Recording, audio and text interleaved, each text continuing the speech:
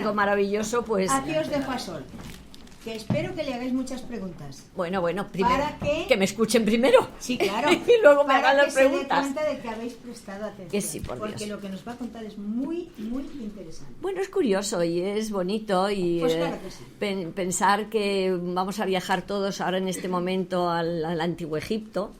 Es el Egipto de ¿cómo te diría yo? Yo os voy a contar una versión histórica mitológica, porque ya sabéis que tanto el personaje de Osiris como el personaje de Isis, yo os voy a contar la leyenda y el mito histórico, porque ya sabéis que alrededor de Osiris y de Isis hay muchas especulaciones. Se ha dicho incluso que los personajes estos, agarraros, fueron extraterrestres. Es decir, que yo no voy a tocar el tema ufológico o la versión ufológica de Osiris y de Isis, porque creo que bastante importante es el mito en sí, que añadirle, luego si queréis vosotros añadirle todo ese barniz ufológico o esotérico, pues podéis hacerlo. Pero primero tenéis que conocer un poco quiénes eran Osiris y Isis. Y para saber un poco quiénes eran, tenemos que ir al concepto que los antiquísimos egipcios tenían de las creencias, de su mundo de las creencias. Vosotros sabéis que tenían un montón de dioses, es decir, que han creado siempre un montón de dioses. Pero muy al principio, ellos empezaron a adorar, como todos los pueblos primitivos, a las fuerzas de la naturaleza. El sol, la luna, las estrellas. Me imagino que también los terremotos serían los enfados de los dioses, el relámpago también serían pues la sorpresa de los dioses. Eso era. Y luego pasaron a otra fase, es a concebir o a creer que los animales eran el soporte físico de sus dioses. Y por eso si viajáis a Egipto tenéis montones de dioses que tienen forma de animal. Es decir, tenéis, la gata, que es la del hogar, tenéis el cocodrilo, que es sagrado, tenéis el escarabajo, tenéis montones de animales que el hipopótamo, que era del Nilo, porque entonces había hipopótamos, hoy en día no hay hipopótamos en el Nilo, pero en aquella época lo había, también eran la envoltura animal del espíritu de un dios. Pero fijaros que enseguida todo eso se fue configurando de una manera distinta. Y pasaron de los animales a la creencia de una madre creadora, no padre, una madre creadora. Sabéis que ese es el concepto más antiguo de todas las mitologías, es de la diosa madre, no el padre. No era varón, era madre. Yo supongo que aquí entre nosotros os lo comento, y yo creo que era bastante lógico. La madre era la que tenía hijos, era el origen de... un señor solo, pues yo creo que no hacía mucho, pero bueno, eso ya son pequeñas pinceladas que yo he dado, y que conste que soy feminista, pero no de pancarta, pero sí creo que la mujer tenemos un papel en la vida, pero yo creo que eso ha existido siempre. Lo hemos hecho más solapadamente, menos oficialmente, pero hemos mandado bastante a lo largo de toda la historia, ¿eh? Bien, pues como os decía esto, y entonces tenemos que... Bueno, fijaros si era importante, esperar a ver, yo creo que me guiaré. Bueno, estos son, os estoy poniendo todo temas de dioses, ¿eh?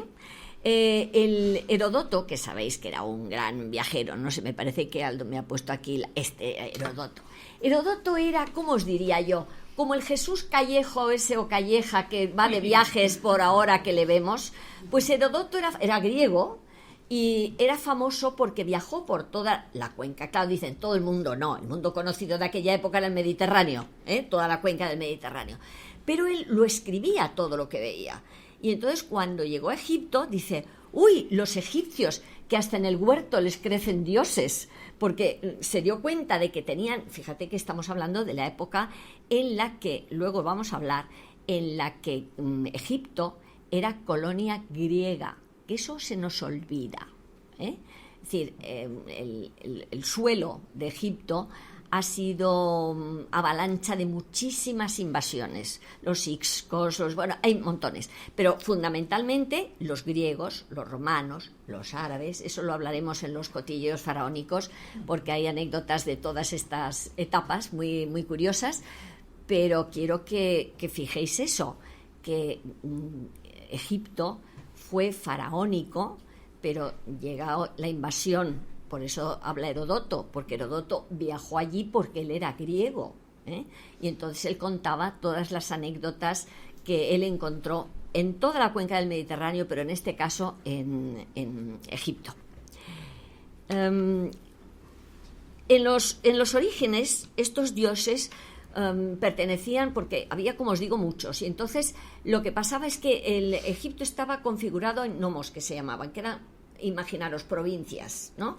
Y entonces cada provincia pues estaba bajo la tutela de un dios, pero todo eso era como muy politeísta, y entonces ellos empezaron a configurar su estructura de creencias en, como hacemos en todas las religiones, el génesis, de dónde venimos, y eso es lo que hicieron ellos. Porque, vamos a ver, había, ¿cómo te diría yo? Como este es Tutankamón, porque ellos, como te digo, tenían según los tótems y decían en el sarcófago de Tutankamón, que ya hablaremos algún día de Tutankamón, que no era tan importante como se le ha dado la importancia, era un niño de 18 años cuando murió, así que tampoco pudo hacer muchísimas cosas, pero tuvo la suerte de morir y de que su tumba fuera descubierta en un momento en que los medios de comunicación lo hicieron público al mundo entero. Y por eso se hizo famoso Tutankamón, pero no fue un hombre que hizo grandes cosas en su vida, y menos como faraón. Pero en el sarcófago dice, oh madre Nut, ahora hablaremos de Nut, oh madre Nut, extiende sobre mí tus alas como las estrellas eternas. Siguen vinculando, como veis, sus dioses madre, como era Nut, con las estrellas, con el sol. Eso ha sido típico de los egipcios siempre.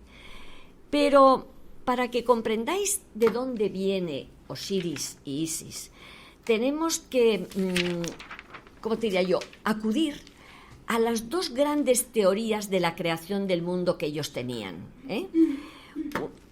Una de ellas es en la pirámide de Saqqara, que supongo que algunos la habréis visto. Es esta pirámide, es la más antigua, yo te diría casi del mundo. Es de 2400, 2500 antes de Cristo. Por eso veis que es escalonada. Es decir, todavía no tiene el revestimiento como las otras pirámides. Pero el friso de cobras a mano izquierda es precioso. Creo que han descubierto muchas cosas en el subterráneo debajo de Saqqara. Cuando yo estuve, que la vi, todavía estaban excavando, pero no habían encontrado, y creo que han encontrado bastantes cosas. Es muy importante, esta la hizo Imhotep, el visir de Zoser, y entonces, pues te quiero decir que es una pirámide maravillosa. ¿Qué tiene de importancia? Pues que en esta pirámide de Saqqara hay una estela que ahora está en el Louvre. Fíjate lo que os voy a decir.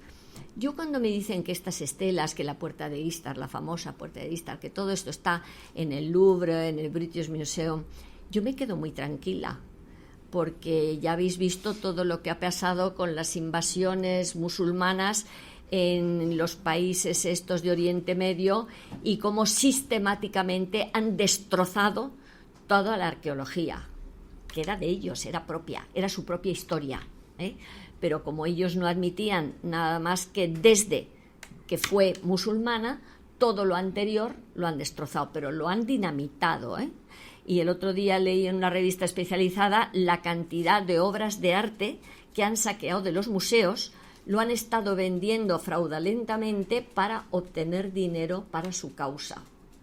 Les importa un pito sus antecedentes, es decir, su historia, porque como no es musulmana, fijaros Mesopotamia, fijaros toda la historia que tiene esta gente detrás. Y pues con su mentalidad, pues eso no lo valoran. Por eso te digo que cuando veo que un documento, un trozo de pared que han encontrado en Saqqara y que inmediatamente lo han llevado al Louvre, digo, bueno, por lo menos ahí lo vamos a poder ver, lo vamos a poder conservar, lo vamos a poder guardar para las generaciones venideras, porque eso está ahí más asegurado que si estuviera a lo mejor en otro sitio. Bueno, pues en las paredes de esta pirámide aparecieron inscritas las concepciones que os digo del origen de los tiempos, del origen de la creación de los egipcios. Tenemos una primera, es la teoría de Hermópolis. Hermópolis, los dioses, fijaros qué curioso, los dioses crearon un huevo de donde salió el sol. Luego, el sol creó el mundo y lo organizó. Bueno, esa es una primera teoría, la dejamos ahí, es la de un huevo. Imaginaros una vez más un elemento femenino. Yo digo, el varón no pone huevos, ¿eh? Un huevo. Y de huevo salió todo, según ellos, el sol, y el sol luego ya creó todo lo demás.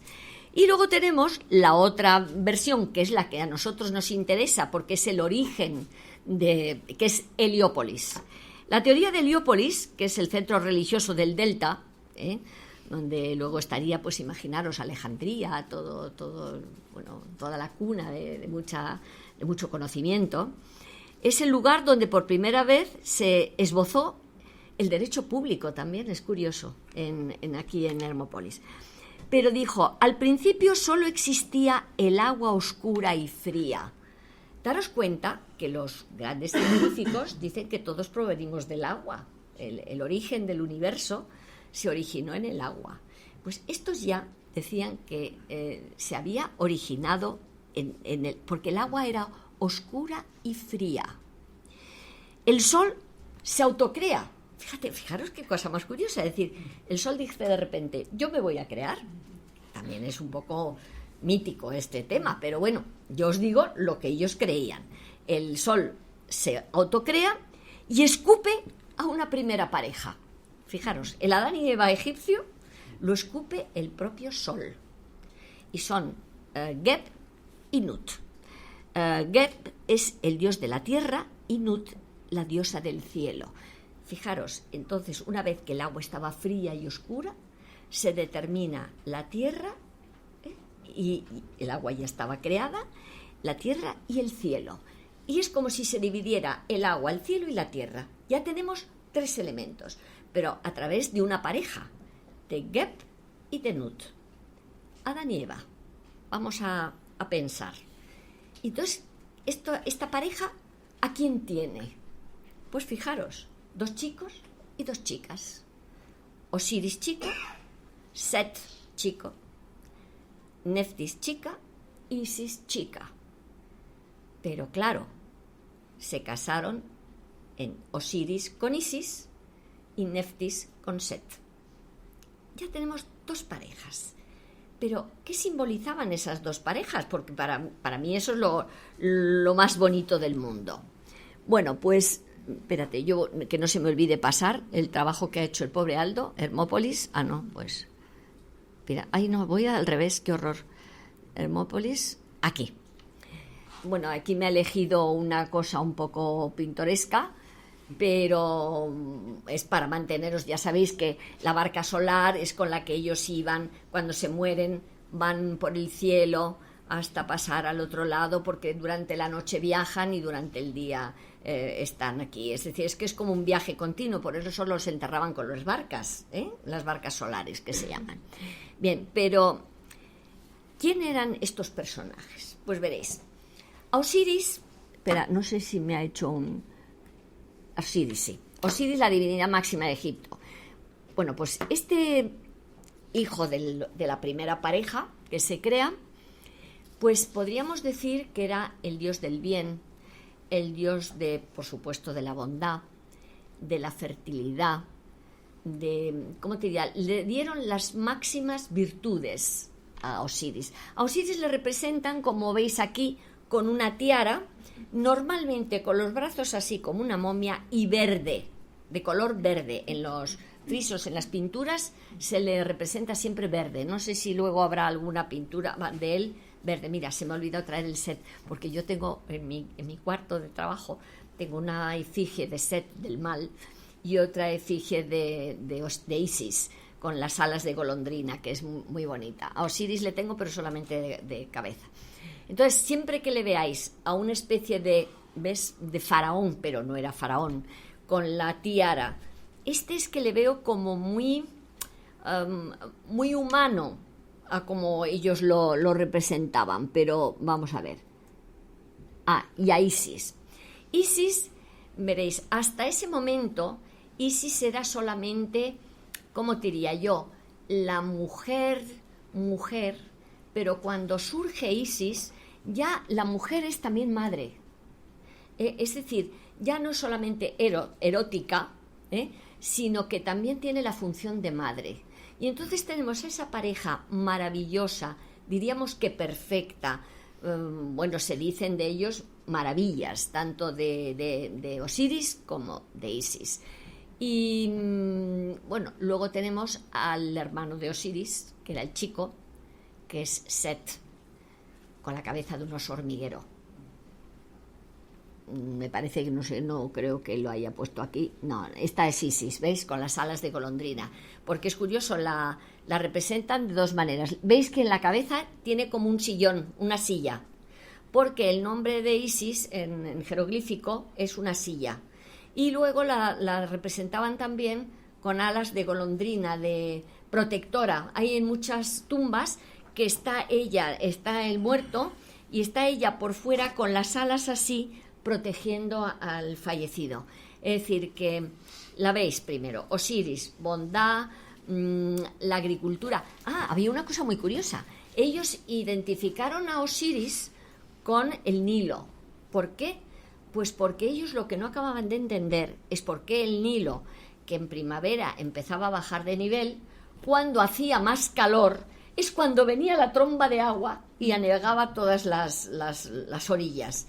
Claro, ellos no sabían de dónde provenía el agua del Nilo, de las grandes montañas del sur de Egipto, claro, del Nilo Blanco y el Nilo Azul. Y claro, ellos no lo entendían. ¿Y qué pasa? Ya sabéis que en los pueblos primitivos, siempre que no entendían algo, pues ya está, a los dioses o a los demonios. En este caso le dijeron que es que era Osiris el que participaba para que nunca dejara de haber agua en Egipto. Bueno, yo os digo todo esto porque quiero llegar al meollo de Isis, la familia, ¿ves? La diosa de la familia y del amor. Pues no, espérate, a ver si yo es que estoy dándole mal. Es que yo esto del... ¿Veis? Mirad, aquí tenéis a Osiris, a la izquierda, Horus, que es su hijo, que ahora hablaremos, y esta no es... debe ser Neftis, y este debe ser... Bueno, pensar que siempre que veáis a un personaje con la cara de oso hormiguero, que es asquerosa, es decir, es como una trompetilla así, ese es Set, dios del mal, dios del desierto, dios de la sequedad, dios de la muerte en el fondo, en contrapunto de su hermano, que era la bondad, lo verde, lo revivificador, la maravilla de las maravillas. Pero, ¿sabes lo que pasa? Que todos estos, ¿cómo te diría yo? Todos estos pueblos, en el fondo, cuando crean este tipo de, bueno, pues de elenco de dioses, termina otorgándoles las debilidades de los humanos. Pero es que eso les pasaba lo mismo a los griegos y a los romanos. ¿Os acordáis? Toda la mitología griega y romana son unos seriales de tipo venezolano, entre dioses, diosas, pobres campesinas, que engaña a Júpiter y que tiene hijos por todos lados, y los celos de Juno. Bueno, es que eso lo tenemos en todos los personajes de la mitología romana, griega, y yo creo que también debe de haber. Yo la mitología sudamericana no la conozco y yo nunca me atrevo a opinar de lo que no conozco, pero yo creo que en todas las culturas siempre se les termina adjudicando a los dioses las debilidades humanas, ¿sabes? Les hacen más humanos, los comprenden más, los toleran mejor, Pero el tema de que viene ahora, es que tenía que haceros esta gran introducción para que comprendáis los personajes, porque si no, no vais a comprender la tragedia, que en este caso no es griega, es egipcia, que surge entre todos estos Osiris, Isis, Neftis y Set. Veréis, Osiris era un hombre que le tienen por perfecto, pero era un inquieto. Es decir, él tenía el convencimiento de que él tenía que llevar por toda la cuenca del Mediterráneo esa sabiduría, esa bondad, ese enseñar a la gente la agricultura, ese enseñar a la gente cómo se tenían que gobernar, esas leyes que tenían que seguir para normalizar y organizar todos sus países. Y entonces, ni corto ni perezoso, pues Osiris un día se va de viaje por el Mediterráneo y deja a Isis como regente de Egipto. Isis creo que lo hizo maravillosamente bien, por lo menos eso dicen los grandes escritos, y Osiris llega victorioso de todas esas campañas que había hecho, que no eran guerreras, no eran de conquista, sino de enseñanza. Fijaros qué cosa más bonita. Y entonces, cuando naturalmente en Egipto todos le reciben como un héroe, como iba a deciros que como un santo y como una persona perfecta y maravillosa, que es lo que los egipcios creían que Osiris era. Bien, y ni corto ni perezoso, su hermano Set, el malo de la película, pues le dice a Isis: oye, mira, para cuando llegue tu marido he organizado un banquete maravilloso en su honor.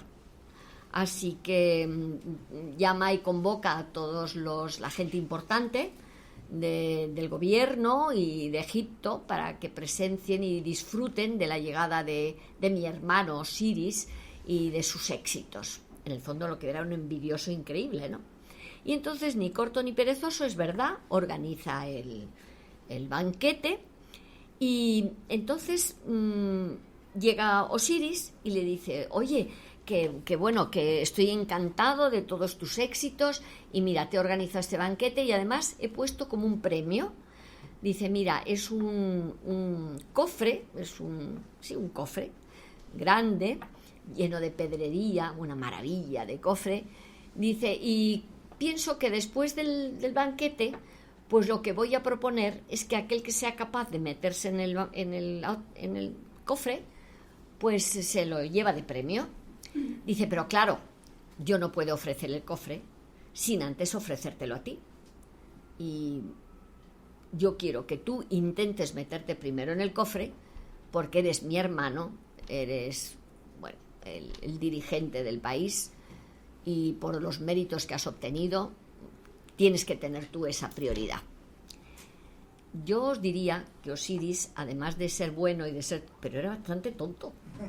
Porque yo no me explico, vosotros poneros en la situación de Osiris, es decir, un hombre que había estado viajando, que tenía mundo, pues no desconfió de Set.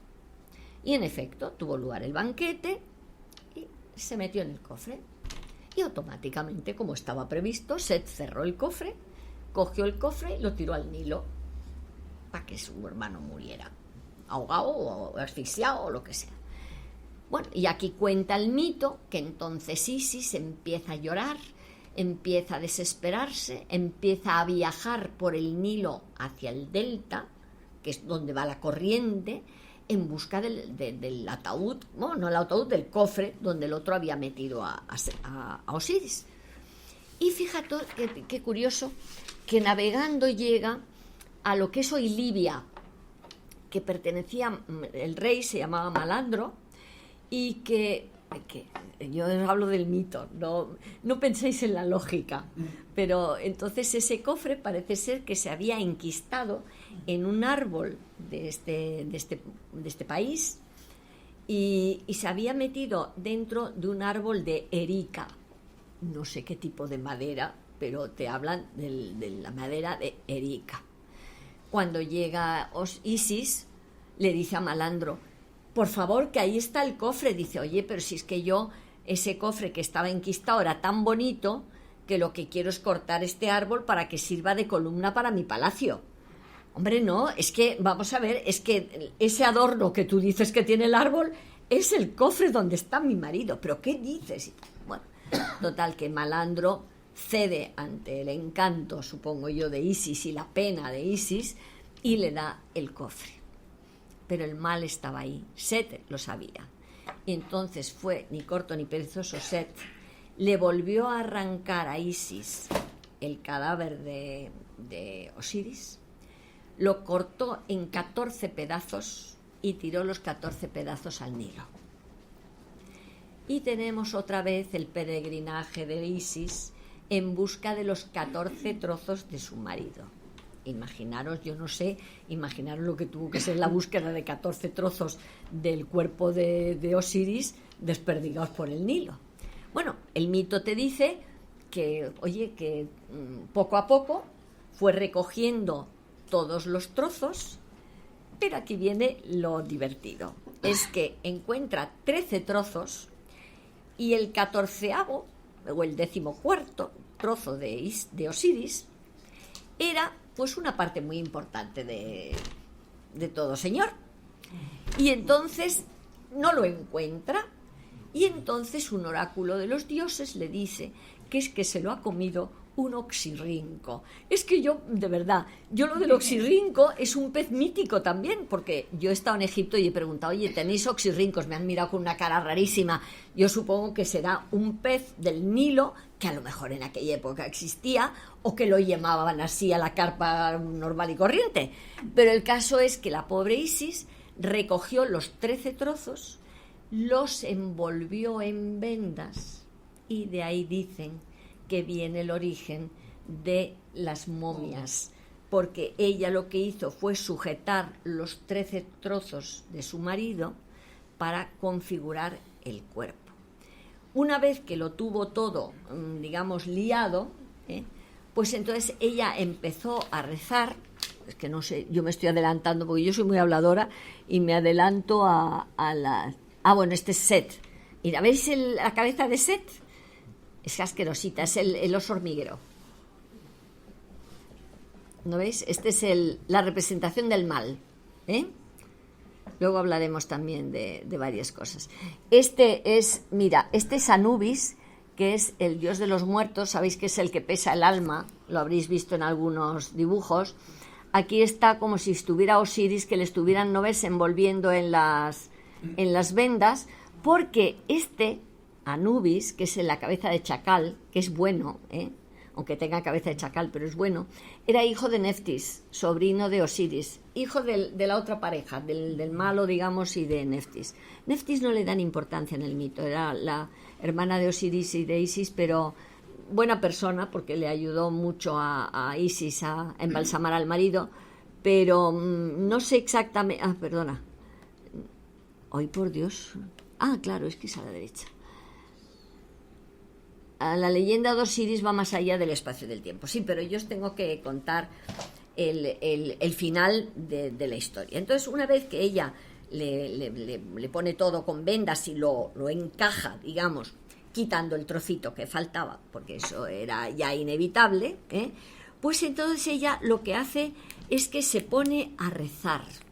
Pero fijaros qué curioso. Es decir, que dice... Fue entonces cuando un estremecimiento sacudió el cuerpo de Osiris cuando ella estaba rezando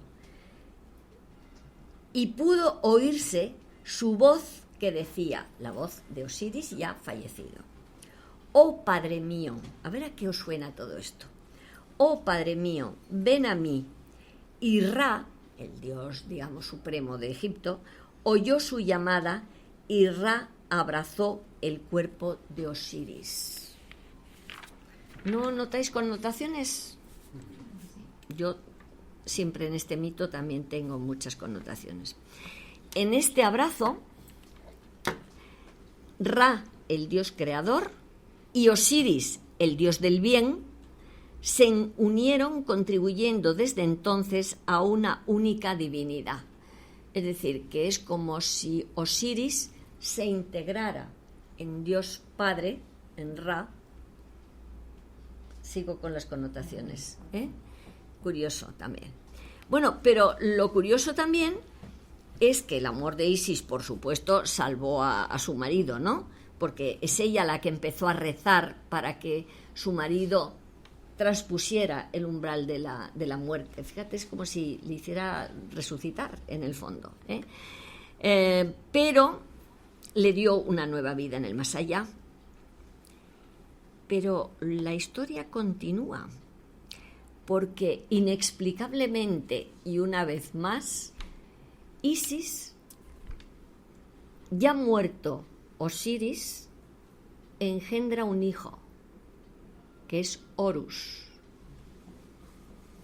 Curioso, yo sigo con son connotaciones muy curiosas. Estamos hablando del Antiguo Egipto hace 5.000 años, ¿eh? Entonces encontramos con que para los egipcios ya era Osiris, Isis y Horus. ¿Y qué hace Horus cuando ya es mayor? Vengarse de Set, del que había matado a su padre. Entonces se enzarzan los dos en una lucha impresionante, curiosamente también, porque es que hay muchas curiosidades. Horus destroza el sexo de Set, del mal, y Set, el dios del mal, le arranca un ojo a Horus. Horus es el que siempre sale con cabeza de halcón y con un disco solar arriba. Cada vez que veáis a un dios egipcio con disco solar, es que es o Osiris, o Isis, o Neftis, los 4 primeros, ¿sabes? La primera generación, digamos, de dioses. Siempre con el disco solar, que se llaman, que son primigenios, son esto. Pero es que Horus, curiosamente, al vengarse, le elimina el sexo al mal, el mal le quita el ojo, y entonces tienen que acudir a un tribunal que es Tot. Sabéis que Tot era un dios para los egipcios de la sabiduría, del equilibrio. Dicen que es el que nos ha traspasado mucho de nuestra inteligencia, el dios Tot, que entonces les dice, bueno, vamos a ver, haceros las paces, aquí no podéis estar 2 dioses metiéndoos mano de esta manera, y no puede ser. Y entonces le hace que se perdonen los dos, y a Set que le devuelva el ojo a Horus. No hablan nada del sexo destrozado, sino del ojo. Y por eso tenéis que en todo el Egipto, cuando vayáis, ese ojo grande, que es como un talismán, que lo venden en las tiendas, lo llaman Uraeus, es un ojo inmenso como ribeteado de maquillaje, que lo habréis visto bueno, y si vais a Egipto, comprarlo porque es un talismán. Desde entonces ese es el talismán del ojo de Horus. Os digo el origen de ese ojo que te venden por todas partes No, ese es el ojo turco. Ese es el ojo azul que quita los maleficios. Pero eso es una creencia turca, islámica, digamos, no egipcia. Aunque también te digo que en el Egipto actual, que es musulmán, tienes muchas tiendas con ese ojo. El ojo que yo te digo es un ojo así, muy ribeteado, es alargado, suele ser un poco grande, no sé si saldrá aquí en algún momento. Que dice que la glándula pineal es una representación. Bueno, pero yo te digo la creencia, también se dice que es el tercer ojo. No, yo te digo que eso viene de mucho antes. En aquella época no se hablaba de la hoja, ¿cómo se llama? De la glándula pineal. Era el ojo de Horus, el ojo que todo lo ve. Pero es que estamos hablando hace 5.000 años. Lo que quiere decirte, bueno, que la interpretación, pero yo creo que en aquella época ni sabían lo que era el ojo, digamos, el tercer ojo, ni porque eso en la India sí. En la India tienes a todos los santones, todas las budas con un ojo pintado aquí, que es el tercer ojo. Pero eso es muy posterior, pensar que Buda es del siglo IX, ¿eh? Sí, ¿sabes lo que quiero decirte? Le da Claro. Pero como estamos hablando de la egipcia y de hace 5.000 años, el ojo de Horus, y ese es el ojo azul, porque se creen los islámicos que el ojo azul es inmune al mal de ojo. Yo tengo un ojo también por ahí, por mi bolso, de estos azules. No es que piense que me vayan a echar un mal de ojo, pero es un talismán más, ¿eh? Así que acordaros, si vais por Egipto, acordaros de compraros el ojo de Horus, porque espera, oh, Dios mío, yo no sé si esto... Plutarco. Plutarco fue uno de los que... A ver, ¿qué hora tenemos? Voy a ir cortando. Plutarco fue uno de los que describió el culto que se daba a Isis por toda la cuenca del Mediterráneo, porque ya en épocas, estoy hablando ya de la época griega, Plutarco era griego también, es que hemos estado hablando y remontándonos a antes de 5.000 años, de las creencias primitivas de los antiguos egipcios, pero es que ahora tenemos lo de Plutarco, y Plutarco, lo mismo que Heródoto, cuando fue a Egipto, pues estuvo diciendo todas las costumbres que quedaron para adorar a Isis en toda la cuenca del Mediterráneo, porque en lo que es hoy Egipto se hacía, pero en otros países también, y hacían, por ejemplo, procesiones de lámparas para ayudar a iluminar a Isis en la búsqueda de los trozos de su marido. Es decir, no la confundieron, la nominaron a Astarte, la diosa de la navegación. Pero os debo decir algo así para terminar y dejaros un poquito de coloquio, porque veo que son las 8:10. Porque yo he empezado no he empezado a las 7:30. Tengo tiempo, por favor, qué gusto. Vale. Pues sí, por Dios, si es que no sé por qué pensé que había empezado a las 7. Entonces, deciros que había las procesiones de las lámparas, también se la asoció con Sirio, la estrella esa fulgurante. Es decir, pensar... y eso es lo que os iba a decir. En todas las provincias, Calígula oficializó el culto a Isis en Roma, pero ya estaban los fenicios con la advocación de Astarte o de Sirio, ya la adoraban en toda la cuenca del Mediterráneo. No olvidéis que España fue colonia griega y romana. Olvidamos mucho de todas esas aluviones que hemos tenido.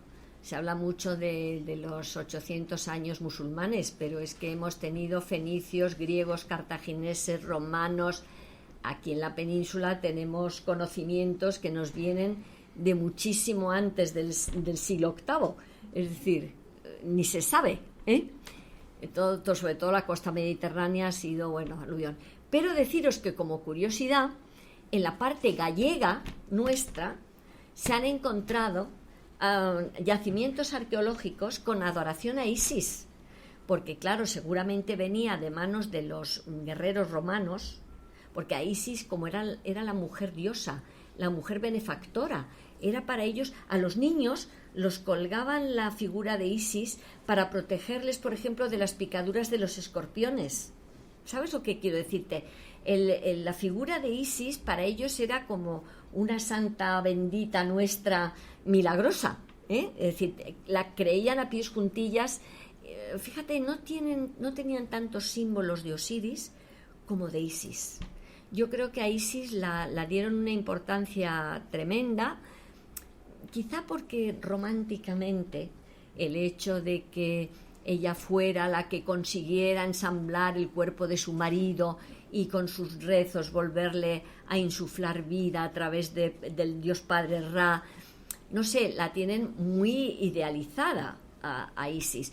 Ellos te dicen que Isis les enseñó a peinarse a las mujeres, a cuidar a los niños, a miles de cosas cotidianas que se lo achacaban a Isis, que ahí fíjate tú, porque daros cuenta una cosa, los griegos eran muy inteligentes, y te digo porque no tenían nada que ver con los romanos. Yo eso os lo contaré si algún día vengo a contaros esos cotilleos, pero deciros que, por ejemplo, cuando Grecia, que fue la primera antes que Roma, conquista Egipto y empiezan los ptolemaicos, la saga de los ptolemaicos, eran faraones griegos. No lo olvidemos, Cleopatra no era egipcia, era griega, era ptolemaica ya. Pero ¿qué hicieron los griegos? Los griegos eran muy inteligentes y cada vez que conquistaban un terreno, un país, no destruían lo que se encontraban, sino que trataban de asimilarlo. Por eso Cleopatra iba vestida como faraona, y no con una clámide griega, como podía haber ido, porque su origen era griego. Por eso ella era tan culta, por eso es decir que era totalmente como te diría, de civilización griega, ¿eh? Entonces, cuando llegan los tolemaicos a Egipto, en vez de anular los dioses egipcios, unas veces los empiezan a llamar de otra manera, como pasó con Isis, pero otras veces creaban el Serapis. ¿Serapis? ¿Por qué? Porque a Isis, en momentos determinados, a Osiris se le asignó la figura de toro y a Isis vaca. Entonces, cuando llegan los griegos, dice, hombre, pues vamos a crear a Serapis. Y entonces decimos que es Isis. Te quiero decir que eran muy inteligentes. Entonces, los griegos no les importaba, puesto que les decían que era la nominación que los griegos daban a Isis, pues seguían adorando a ese dios. Es el único dios que se ha creado artificialmente y que ha seguido funcionando durante algunas generaciones, sobre todo mientras que el suelo egipcio fue griego. Luego los romanos, el trato es distinto. El romano, cuando entraba, era conquistador. No solo ocupaba el terreno, sino que establecía, digamos, sus leyes, su lenguaje, normalmente sacaba todo lo que podía del terreno ocupado. Egipto era el gran granero de Roma, era el que proporcionaba toda la alimentación de hidratos de carbono, diríamos hoy en día, a Roma, ¿no? Al poderío romano.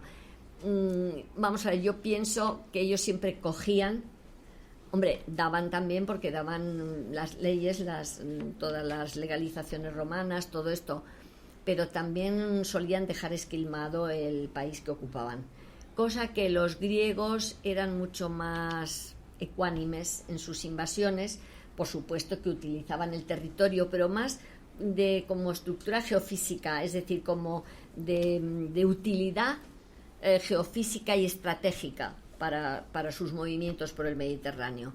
No era tanto esa invasión tan dura y tan impositiva que tenían los romanos.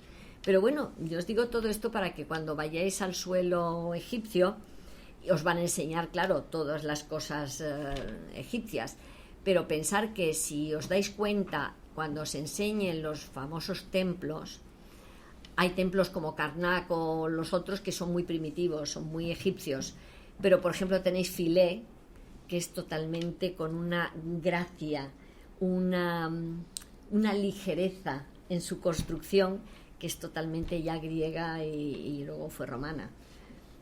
Daros cuenta de eso cuando viajéis por allí, porque claro, los guías os van a hablar que todo es Egipto, todo es egipcio, pero tenéis que pensar que Egipcio fue también un país de aluviones, de grandes integraciones, y que menos mal que se respetó todo lo de los antiguos. Vamos a ver qué tenemos por aquí más de fotos. Así no tiene que ser más para acá. Y vagó hasta llegar a un punto insospechado. Esto debe ser la tragedia se convirtió en un hecho consumado. Bueno, lo que os he explicado. Yo es que, vamos a ver, ya sabéis que yo me apoyo en las imágenes, pero como yo hablo mucho, Isis intercedió en el tránsito de Osiris hacia el más allá. Bueno, pues eso os lo he contado. Y la leyenda continuó dejando su rastro en su civilización. Mira, aquí tenéis a la pareja. La pareja de Osiris a la derecha, veis, con una tiara muy alta, con las dos plumas de su gobierno, digamos, y a Isis con el sol y ¿no ves? Como con unos cuernitos de lira, no son cuernos de toro, son unos cuernos del instrumento de la lira. Pero es curioso porque a él aquí lo tienen como gris marrón, un color. Le ponen de verde siempre que veáis en algún bajo relieve de estos un señor verde, ese es Osiris, y además con la tiara, ¿ves? La tiara alta, la barba, porque es curioso, se conoce que se la ponían postiza. Bueno, esta Hatshepsut, la única faraón, que tengo muchos cotillos de ella preciosos, se ponía la barba postiza porque fue la única faraona mujer, y para que, supongo yo, que la respetaban, se tapaba el torso con una gasa, porque los faraones muchas veces llevaban el torso desnudo, y se ponía una barba postiza. Aquí se conoce que no veis que tiene la barbita y tiene como un cordoncito aquí. Se conoce que llevaban esa barbita, debía ser postiza en la época de los faraones. Pero la Hatshepsut llevaba la barba postiza clarísima, vamos. La pobrecita mía fue una mártir de su época. El culto egipcio tuvo el prestigio que yacía en su carácter inmemorial. Bueno, este es Philae, que es uno de los templos que os he dicho. Yo tengo diapositivas más bonitas de esto. ¿Ves? O lo que os decía, Istar, Astarte, Afrodita. La empezaron a llamar por el Mediterráneo de 1000 maneras, pero siempre era Isis. Lo que pasa es que en función de que fueras griego o fenicio los llamaba Astarte, porque era la diosa de la navegación. Ya sabéis que los fenicios navegaron por todo, eran unos grandes comerciantes y navegaron por todo el Mediterráneo. Y para ellos Astarte era Isis, que era la protectora de la navegación. Así que os dais cuenta que las advocaciones de Isis a lo largo de la cuenca del Mediterráneo, en el entorno del Mediterráneo, tuvo muchísimos nombres, pero también culto. Fijaros que llegó hasta Galicia, nuestra. El culto a Isis. No me digáis que no es importante. A ver, Serapis, este es el dios que yo os decía, deidad de Alejandría, nada menos, fue confundido con Osiris por parte de los propios egipcios. Pero eso fue porque los griegos dijeron, vamos a ver, si hablamos de Osiris no saben quién es. Pues vamos a crear a este dios, Serapis, de la ciudad de Alejandría, nada menos, que tenía, fíjate la importancia que tenía Alejandría en aquella época. Bueno, la creó Alejandro Magno, así que vamos, debió de ser unas épocas fascinantes. Yo comprendo que la gente se enamore de esa época porque tuvo que ser tremendo. Y es lo que yo os decía, crearon a Serapis y a todos les dijeron, no, si es que Serapis es Osiris. Y todo el mundo aceptó a Serapis como Osiris y fue una invención griega. Es decir, se lo inventaron. Pero bueno, como ellos tenían tantos dioses, uno más, uno menos, porque si vosotros leéis la mitología griega y romana, yo me la he tragado toda de adolescente, porque mi padre tenía unos libros de mitología fantásticos, y como en mi casa, gracias a Dios, no había ningún veto a que no, cosas que no podía leer, lo mismo leía cosas más, el negro y el rojo y el negro y cosas de estas, más complicadas, que la mitología griega y romana, que es que son una cantidad de dioses que ríete de Lola, vamos, es decir, aquello es maravilloso, de los hijos, los incestos, las pobres mortales, los pobres mortales, que la Juno se enamoraba de un mortal, y bueno, aquello era divertidísimo. Y además, pues no se te queda, yo creo que es una, ¿cómo te diría yo? Es una aportación. ¿Ves? Aquí la tenéis ya en la época, como veis, completamente con friso romano, dando de amamantar, pero es que claro, ves el toro abajo, es decir que, y esta es otra diosa romana, ¿cómo fue? La que, sí, hombre, sí, por Dios, la que se convirtió en garza. Bueno, esa ya no es mi tema y no lo tengo yo. Mitra es otra Isis transformada. Mitra Mitra también tiene un mito tremendo. Mitra. El asno de oro, Lucio Apuleyo, que saca a colación todo el culto de Isis por todo el Mediterráneo, lo de las procesiones de lámparas, todo eso ya te lo dice Apuleyo en su libro El asno de oro. Bueno, el asno de oro tiene cosas ideales ¿ves? El culto de Isis pudo haber sido un culto universal. Os digo porque se prestaba mucho a que era una diosa madre perfecta y como muy, ¿cómo te os diría? Como muy asequible para la gente del pueblo. Y si encontraban ¿cómo curaban a los niños? Pues es porque Isis les había enseñado, ¿sabes? Es decir, todo lo femenino se lo achacaban a Isis. Y toda la parte de agricultura, de combate, porque, vamos a ver, Osiris no era un combatiente de conquista, pero sí, él viajó por todo el Mediterráneo y supongo que la espada la tuvo que usar. Pero bueno, en aquella época también estaba consentido el que fuera el bien de enseñar a la gente lo que tenía que hacer. Por eso yo pienso que como este matrimonio, llamémoslo así, era una pareja de dioses, tenía esas características en el fondo tan humanas, tan semejantes a nosotros, yo creo que por eso todos los ufólogos, todos los seguidores estos de los... ¿cómo los llaman? Bueno, sí, de los extraterrestres y todo eso, aseguran que en el fondo Osiris y Isis pues no eran nada más que seres extraterrestres que vinieron a nuestra tierra para enseñar lo que tenían que hacer a los humanos. Yo no sé, a mí me encanta que bueno, más que me preguntéis, que yo tampoco soy una experta en Egipto, aunque he ido varias veces y me interesa muchísimo este tema, pero bueno, de ahí a ser una experta, lo mismo que en el tema que ha tocado María Jesús antes de los muertitos, como los llama Paloma, pues tengo más experiencia. En esto es una experiencia más de conocimiento más que de otra cosa. Pero a lo mejor si hay algo que os gustaría preguntar o que yo a lo mejor sé contestar, que a lo mejor no lo sé, pero que si no, pues me podéis preguntar de cualquier otro tema. Yo quería preguntar una cosa. Sí, cuéntame. Una pequeña alusión. Sí. De que el sol se autocreó. Fíjate. Es que eso fue verdad. Bueno, de alguna Físicamente. manera sí, pero yo no creo que ellos fueran por el lado de la astronomía. ¿Sabes lo que digo? Sí. Yo creo que lo mismo que dijeron que había un huevo cósmico, pero fíjate que luego se ha hablado mucho del huevo cósmico, no como que fuera un huevo. La vida que hay en Claro, el meteorito. claro, por eso te digo, que yo pienso que en todos estos mitos hay mucho de simbología y hay mucho de arquetipo y hay mucho de que ellos trataban de explicar cosas que no sabían explicarse y que se lo achacaban a personajes determinados, como la crecida del Nilo. Pues ellos decían que eran las lágrimas de Isis buscando el cadáver de su marido la que engrosaba todos los años el agua del Nilo, porque además es que crecía en verano, cuando ellos más necesitaban el riego. Entonces eso ellos no se lo explicaban. Vamos, no podían darle una explicación. Imagino que como todas las cosas que se escriben, tendría un doble sentido, un sentido para la gente común, Claro. y otro para la gente más. La sacerdotal, por ejemplo, para todo el gremio sacerdotal, pues supongo yo que sacarían partido siempre al poder del bien y del mal. Pero fíjate que están también aquí representados Osiris bueno, bondad, Isis buena, Neftis, la otra mujer, tampoco, porque le ayuda a Isis, y sin embargo a Set nadie habla del final de Set.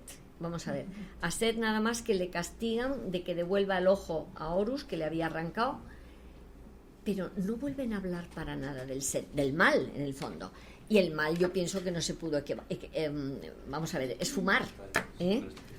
Pero en toda, ¿cómo te digo yo? En todo el mundo de las creencias posteriores, que tanto Isis pasó por todo el Mediterráneo y Osiris de alguna manera también, el personaje de Set no lo han asociado a otro dios del mal, que las mitologías griegas y romanas tienen dioses malísimos además, ¿no? Yo creo que casi son infantilmente malísimos, pero bueno, es como Osiris, su bondad es totalmente infantil. Vamos a ver, que le diga a su hermano, métete en el saco. Es como, métete en el saco que... Ve, vamos a ver, ¿y no piensas que puede haber ahí una trampa? Pues era la bondad personificada. Nunca pensó que su hermano iba a hacerle esa faena, ¿no? Pero yo creo que son como prototipos, más que realidades, ¿eh?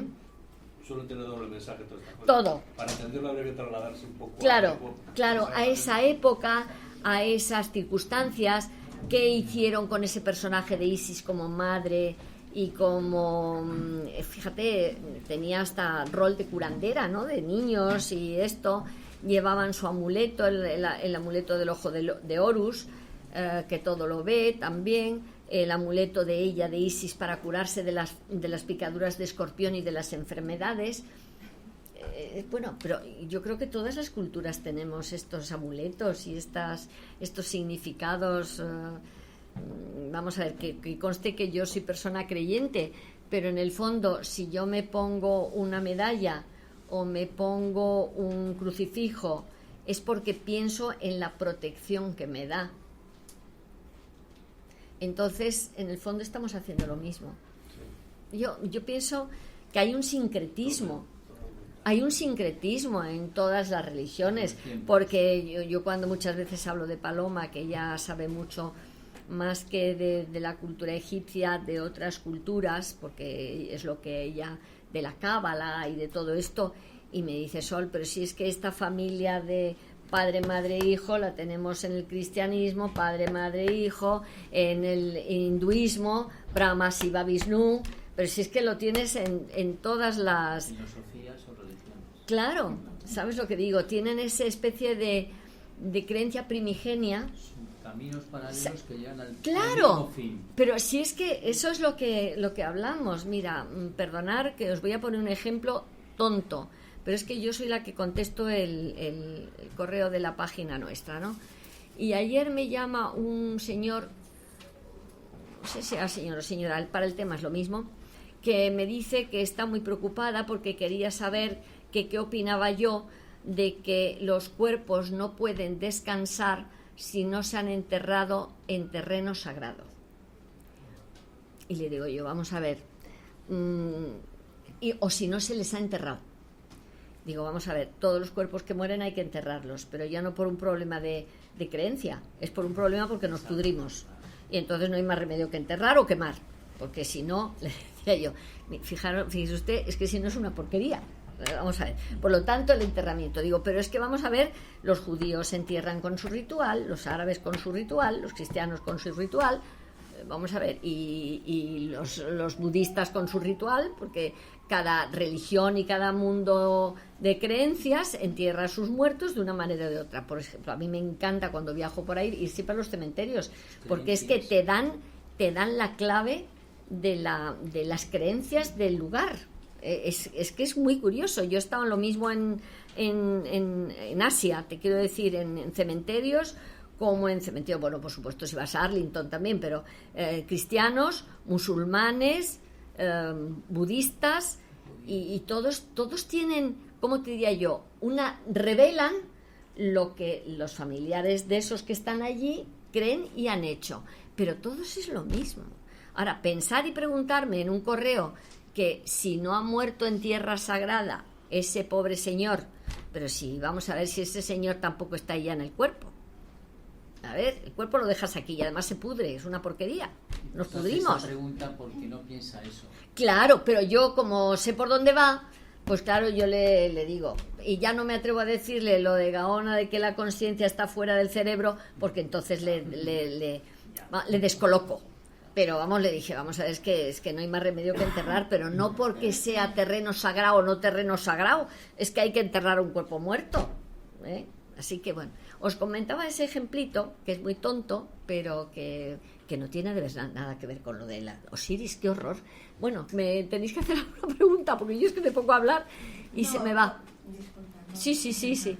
Comentarte que nuestra Virgen María, la Virgen con el Niño, pues eso sí, es Isis en cantidad de esculturas que han encontrado oscuras. Claro. Está igual la Virgen con el Niño. Claro. Isis.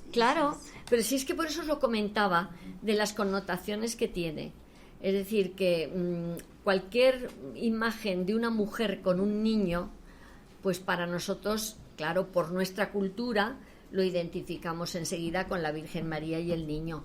Pero quizá otras culturas pues sería eso, sería Isis con Horus, porque Horus no sé por qué siempre le ponen con la cara de Azor, como de águila, ¿no? Digamos, pero te dicen que él tuvo un hijo de Osiris cuando ya el pobrecito estaba resucitado pero no tenía nada de nada, así que vamos a ver, más verde con asas, casi otra virgen. Una concepción milagrosa. Con la bola en la mano. Claro, pero fíjate, es una especie de concepción milagrosa también. Claro. Y Osiris también hay muchas soluciones. Claro, el mal y el bien. Con Caín y Abel. Claro, por eso, porque los padres eran Nut y Geb, que era el del cielo y de la tierra, Ella era Nut del cielo y Geb era de la tierra, el padre y la madre. Pero luego tienes lo mismo, tienes los dos hermanos, Caín y Abel, que Caín mata a Abel y mata al bueno.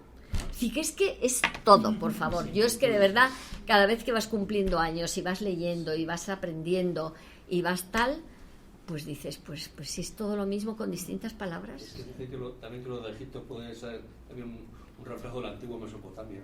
Claro, es que vino mucho de Mesopotamia, ¿eh? Lo del niño que echaron al agua. Sí. Moisés. Moisés. Bueno, y ya si ves, si vas con los ufólogos, ya eso es el despiporre, porque ya toda la explicación de todas las religiones enseguida cataclac. Los Anasakis se llaman. Anunnakis, fíjate, los Anasakis son los gusanillos, ¿verdad? Bueno, pues ya, pero esos, pero que esos eran de unos dioses de Mesopotamia, que no eran malos. Es que a mí hay gente que me manda unos correos porque me están los... Perdón, Anunnakis. Los Anunnakis, que son seres terribles, y les contesto, si, ¿pero dónde habéis sacado que son terribles? Eran dioses buenos, es decir, incluso los ufólogos creen que eran extraterrestres que vinieron aquí para enseñarnos cosas también. Por lo tanto, ¿por qué les das esa connotación de malignidad si no tenían malignidad? Creadores. Eran creadores, eran enseñantes. Vamos a ver con esas barbas maravillosas que les ponen, porque tienen unas barbas en los frisos, están guapísimos, con una especie de tiaras, unas barbas todas rizadas. No sé si serían postizas o no, pero son muy atractivos. Pero vienen, es que imagínate, Sumeria, todos. Y quiero preguntarte una cosa, que no ha salido aquí, pero tú que has estado varias veces en Egipto. ¿Viste en el templo de Isis la piedra esta que está grabada, la flor de la vida? No le he visto esa. Yo he ido 2 o 3 veces, pero fíjate, no he ido nunca a nivel estudio. He ido siempre... Me queda esa asignatura de ir ya a rebuscar temas concretos. Porque yo he visto Egipto, he escrito mucho sobre Egipto, porque esto es mucho más gordo que lo que he traído yo hoy. Pero, ¿cómo decirte? Pero ya me gustaría ir a cosas ya prefijadas, de búsqueda, de estar ahí. Porque incluso en algunos templos que he estado, luego cuando he vuelto, me han dicho, ¿y no has visto eso que había ahí? Digo, pues no, porque no lo sabía. Egipto es un sitio donde puedes ir 20 veces, 20 veces, y las 20 veces te quedas con hambre de Egipto. Egipto es un país que... Hombre, lo que pasa es que yo no sé, ha habido épocas en las que no hemos podido ir con mucha libertad porque estaba la cosa un poquito complicadita, pero es que es una pena que no podamos ir a sitios de esos maravillosos que hay por el mundo, pero que no se pueden ir en temporadas. Bueno, ¿alguna preguntilla más? Yo no sé si os ha quedado claro el mito de Osiris, ¿eh? Seguro que el próximo día, si vengo, os hablaré de los cotillos de faraones y veréis cómo os vais a reír. Porque el tema, hombre, a lo mejor vengo a hablar de casas encantadas y de fantasmas, que es más lo mío, pero la segunda parte de esta. Es que la segunda parte es más curiosa. Hombre, este es muy bonito porque luego lo podéis aplicar el mito de Osiris, como estábamos hablando, al mundo de las creencias nuestras, al mundo de las creencias también musulmanas. Tenemos una rama ahí con los musulmanes en común, que ellos no suelen hablarlo nunca. Pero yo he ido a sitios donde a la Virgen María la tienen como si fuera una santa. Por supuesto, no la madre de Jesús nuestro, pero como una santa de bondad, de santidad, de todo esto, y la veneran como tal. Es curioso.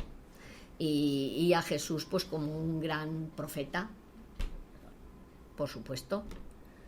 Pero bueno, luego esas connotaciones de diferentes, eso es lo que hace que una religión sea distinta a la otra.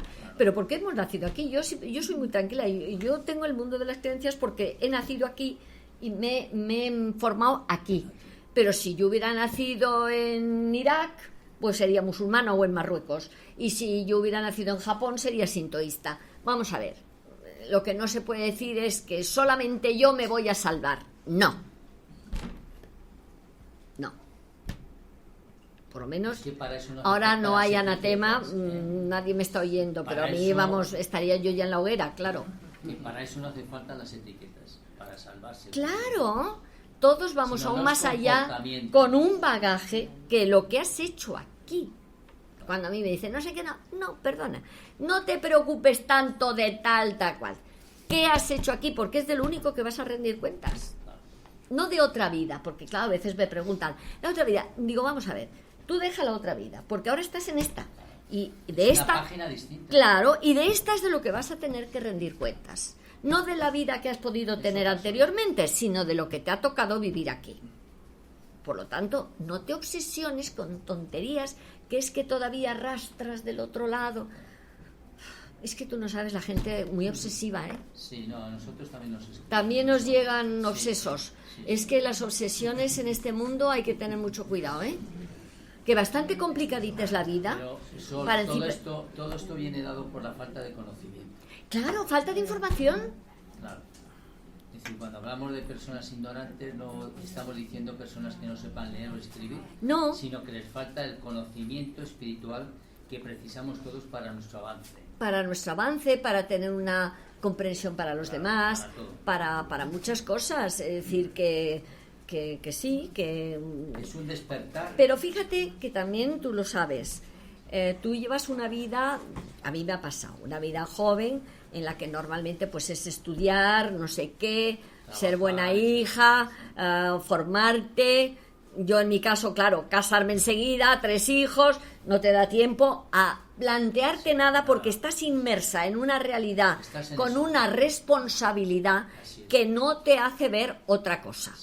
Pero sin embargo luego, en una etapa de tu vida, empiezan a llegarte oportunidades, yo las llamo oportunidades, y tienes que verlas llegar para aprovecharlas, porque si pasan y no las coges, no te sirven de nada.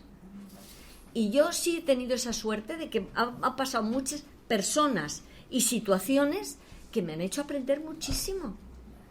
Pero también te digo, has tenido que poner de tu parte, porque esa es otra. Los espíritus dicen que nos ponen siempre en el camino. Sí. Y que depende de nosotros si lo vamos a continuar o nos vamos vamos a aprovechar. Claro.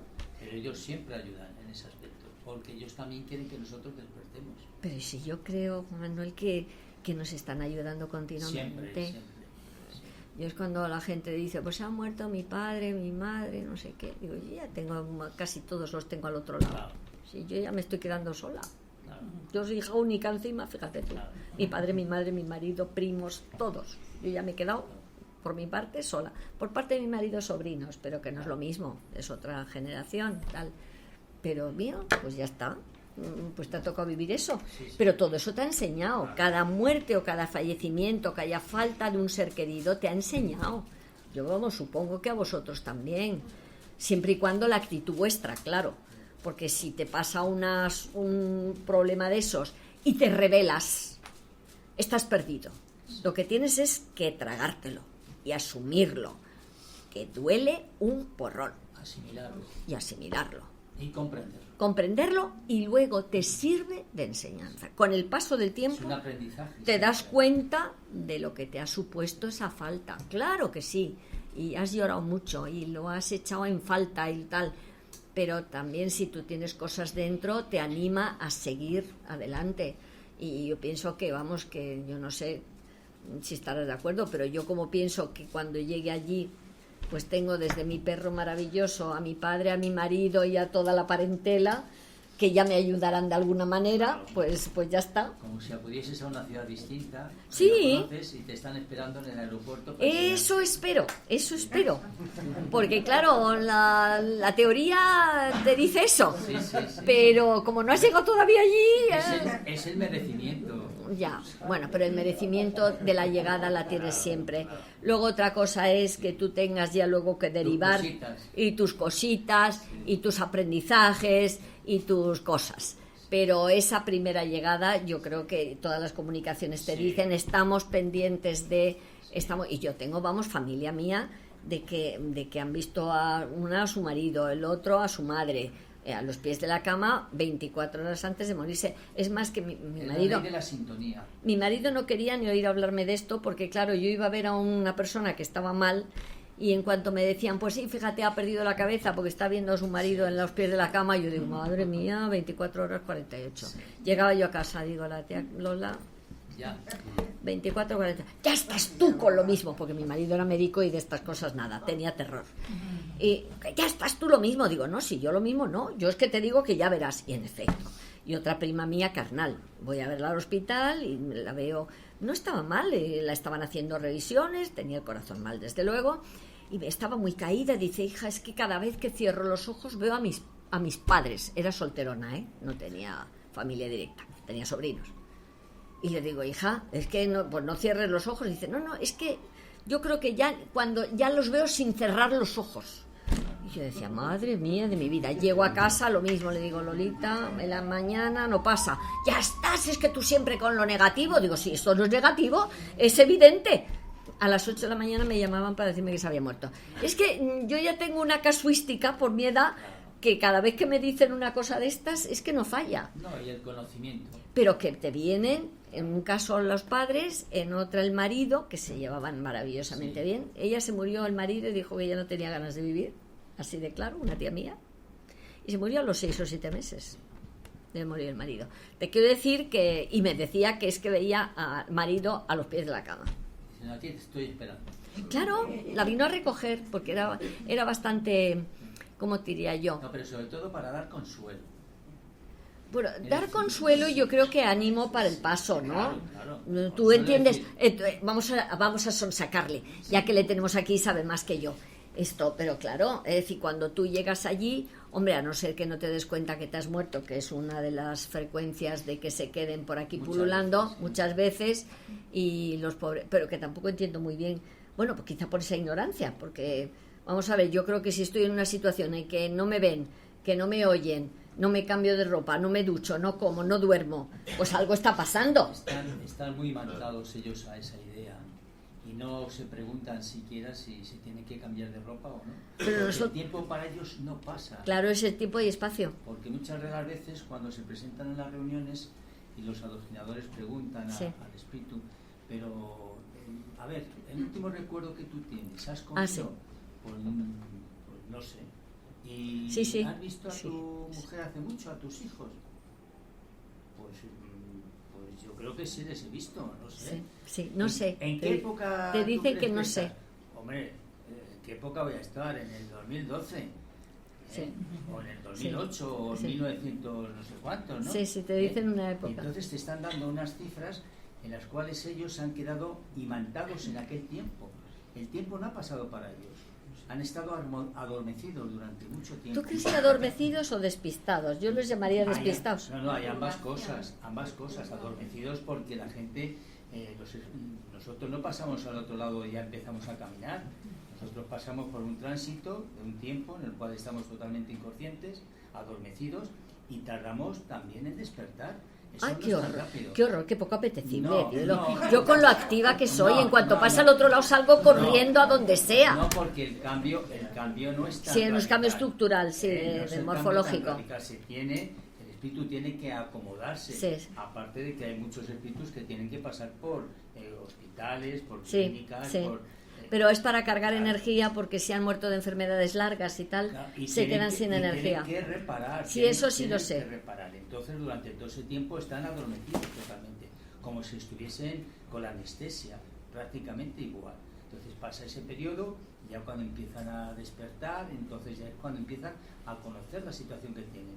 Y es cuando empiezan a ver a gente conocida, ¿no? Que te vienen a ayudar. Claro, vienen a ayudar, porque inclusive los espíritus te preguntan, ¿pero yo dónde estoy? Pues estás en el hospital donde estabas antes, ¿no? Sí. Y es que no conozco a nadie, y mi familia, ya vendrá tu familia, tú no te preocupes que ya les verás y tal, ¿no?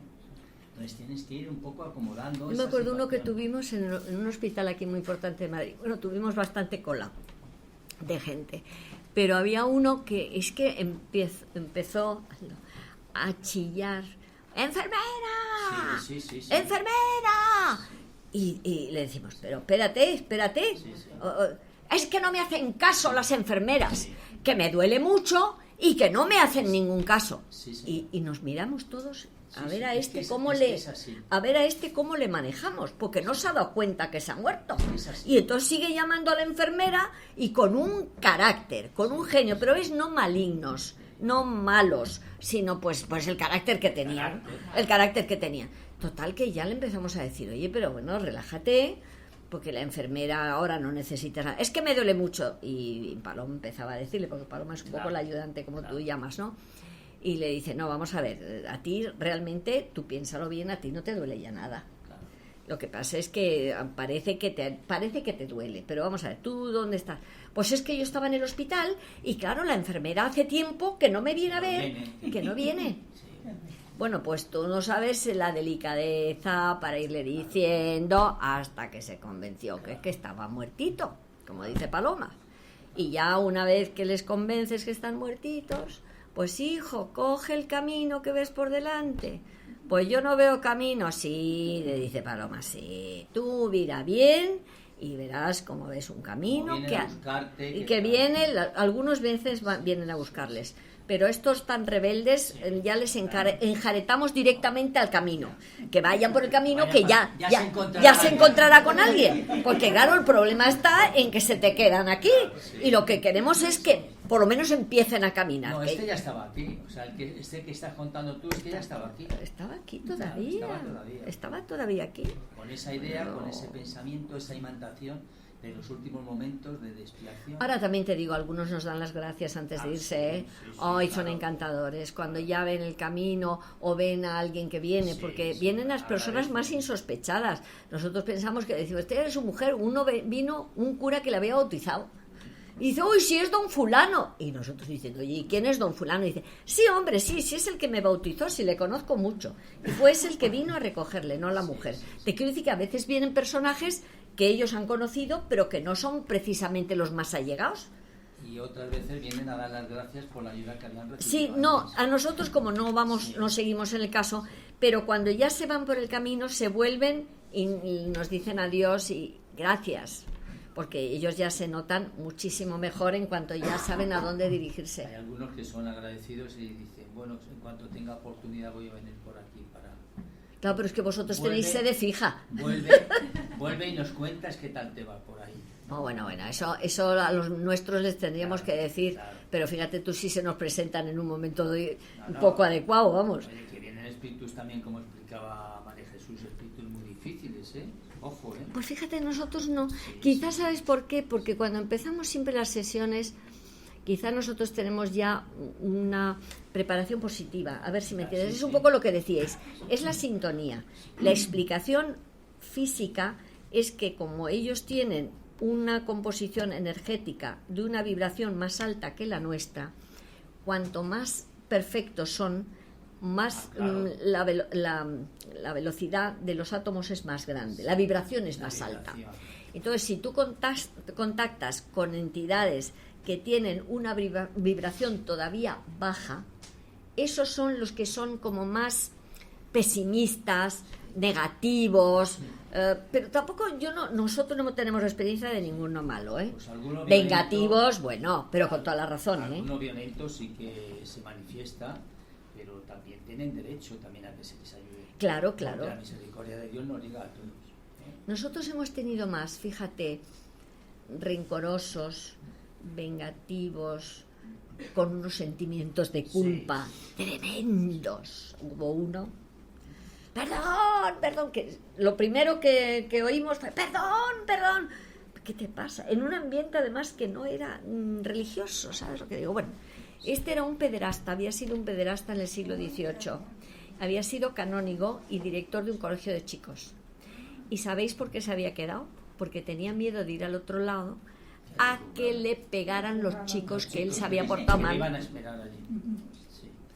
Y dice, perdón, y decíamos, pero bueno, tienes que irte. No, porque no quiero ir allí, porque con lo que me voy a encontrar, decía. Claro. Y bueno, Paloma, que ya sabes cómo es, como una catequesis le hizo. Pero bueno, tú no crees en Dios, porque claro, nos dijo que era religioso, pero bueno, tú no crees en Dios. Sí, creo en Dios, pero también Dios es muy justo, decía. Lo que tenía es un miedo al tizonazo que él creía cuando llegara al otro lado, que lo que menos quería es irse. Por eso muchos de las personas que están enfermas y que están en coma, pues prolongan precisamente para no irse. El coma por el temor que tienen a dar el otro paso. Porque está observando en esos momentos que hay una serie de espíritus a los cuales se ha perjudicado, con los cuales tiene compromiso, y se retiene, el espíritu se retiene, no quiere ir. La parte orgánica te dice que no, que ya se tiene que marchar, y los propios médicos dicen, es que no entendemos esto. ¿Por qué está? Todavía como está aquí, si es que se tenía que haber muerto antes de ayer, pero el espíritu está muy asegurado, agarrado, porque no quiere dar el paso. No quiere dejar la materia precisamente por eso. Ya, pero también hay que decirles que en el otro lado no existen los tizonazos, ¿no? Bueno, ahí va a tener no, lo suyo. No, estoy hablando de tizonazos. Es que, vamos a ver, yo a mi marido, cuando estaba ya malito, yo sabía su mundo de creencias y él creía en el infierno que le habían explicado de pequeño. Y entonces yo le decía, mira, Alfonso, estás muy equivocado, allí no hay tizonazos, no hay fuego. Te pedirán cuentas y tendrás que hacer lo que tengas que hacer, pero no creas que, además, claro, él tenía una formación, una edad, una generación que todo no era el concepto de ahora. Pero bueno, menos mal que como se murió con la cabecita perdida, pues no tuvo ese problema. Y como yo le estuve diciendo, vete, corre, vete a la luz. Venga, date prisa. Date prisa, que tienes que dar, porque yo digo, como se me quede en casa, no te quiero contar. Pero no se me quedó en casa porque a los pocos días llamé a Aldo. Sí. Y le digo, oye, Aldo, por favor, vente a casa. Digo, porque yo como no soy sensitiva, yo no los noto. Pero digo, oye, por si acaso se me ha quedado bien. Y me dijo, no, tranquila, que aquí no está tu marido para nada. Digo, bueno, pues ya me dejas tranquilo de que me ha hecho caso. No es el momento, todavía no es el momento. ¿No? Es decir, que podía estar todavía después. Bueno, ya me ha pedido perdón, ¿eh? Bueno, si has soñado con él. No, pero a través de un congreso que voy, no tenía, vamos, ese señor no me conocía absolutamente de nada, ¿eh? Yo luego me enteré que era medium y que iba a dar una charla en ese congreso, pero yo le conocí en un taxi, es decir, que yo no sabía quién era. Y cuando llegamos a cenar, se me agarra al lado y me dice, bueno, qué lata me ha estado dando un señor en el taxi. Y digo, ¿qué, en el taxi? Y digo, ¿y a ti por qué? Porque claro, yo no sabía que era medium. Me dice, mira, es que yo soy Liz Arranz, ¿le conoces? Miguel Liz Arranz. Y me dice, pues nada, es que debe de ser tu marido. Dice, porque está emperrado en que te dé un mensaje. Digo, bueno, hijo, pues venga, dámelo. Claro. Y fundamentalmente era pedirme perdón. Muy curioso. Y yo me quedé muy tranquila. Dije, bueno, bien, pues es lo que debes de hacer. Pues ya está. Pues ahora a trabajar al otro lado. Se ponga de médico al otro lado. Es que se ponga de médico al otro lado y que ayude, claro. Sí. Pero bueno, te quiero decir con eso que bueno, que se me podía haber quedado. Que cada uno es un mundo, ¿sabes? Claro. Cada uno es un mundo. Vete a saber yo en el otro lado lo que me van a mandar a hacer. Cada uno de nosotros. Pues imagínate. Espero que no me manden a hacer cosas que no me gustan, porque, bueno, la verdad es que el panorama de verme en una nube con una lira, así, yo que soy tan activa, yo decía, ¡qué horror! Cuando luego ya empecé a leer, vamos a ver, a conocer más cosas y todo esto, dije, ¡qué bien! Cuando llegué allí, yo creo que conociéndome me van a dar actividad, no sé cuál, pero actividad desde luego, porque si no... Se van a aprovechar de mí de actividad, pero de otra cosa. Vosotros os imagináis qué aburrimiento estar en una lira tocando, en una nube tocando una lira, y que eso fuera el cielo. Imaginaros, yo decía, bueno, esto del cielo no tiene nada. Bueno, habrá que darle un aplauso. Bueno.